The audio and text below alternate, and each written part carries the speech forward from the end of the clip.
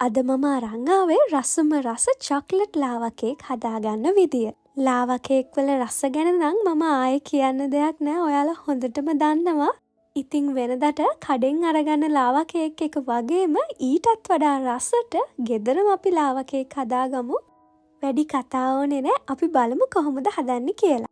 මුලින්ම අපි බෝල් එකක් අරගෙන ඒකට ඩාර්ක් චොක්ලට් ග්‍රෑම් 60ක් දාගමු. ඊළඟට අපි මේකට බටර් ග්‍රෑම් 35ක් එකතු කරගමු.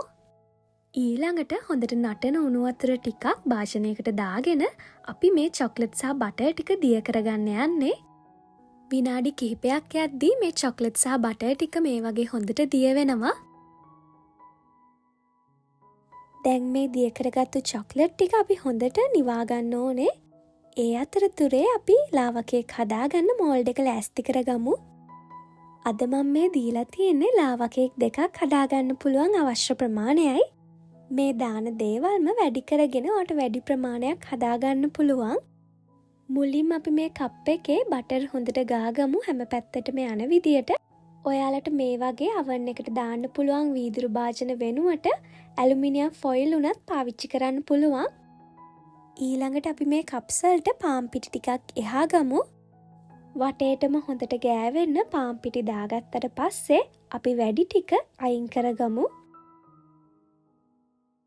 දැන් අපි මේක ලෑස්ති කරගෙන ඉවරයි. දැන් අපි බැටර් එක හදාගන්න මුලින්ම බිත්තර එකක් කඩලා දාගමු. ඒකටම සීනි මේස හැඳි එකමාරකුත් දාගෙන මේ ටික හොඳට බීට් කරගමු විනාඩි 2ක් විතර.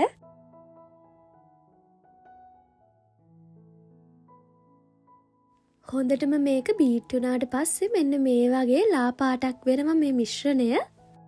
ඊට පස්සේ අපි මේකට පාන් පිටි මේස හැඳි එකක් එකතු කරගමු. දැන් අපි මේ පාන් පිටි ටික හොඳට මික්ස් කරගමු කැට නැති වෙන්නම.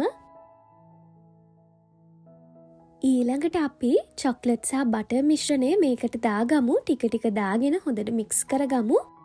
බිත්තරයකට මේ චොක්ලට් දාගනිද්දී චොක්ලට් ටික හොඳටම නිවිලා තියෙන්න ඕනේ.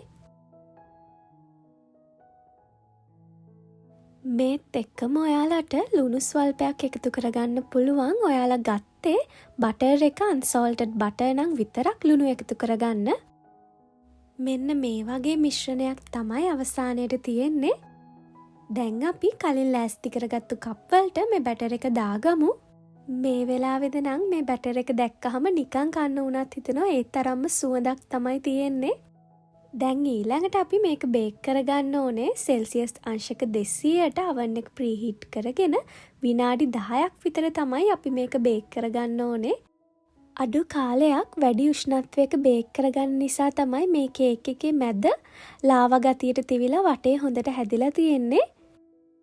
මේක නම් ඔයාලා try කරලා බලන්නම ඕනේ. ගොඩාක්ම රසයි. ඒ වගේම හරිම ලේසි හදාගන්න. ඉඳලා හිටලා එන චොක්ලට් බඩගින්නට මේ ලාවා කේක් එක නම් හොඳටම ගැලපෙනවා. ඉතින් ඔයාලත් හදලා බලන්න. එහෙනම් තවත් අලුත් වීඩියෝ එකකින් හම්බෙමු. ඔයාලා හැම කෙනෙකුටම සුබ දවසක්.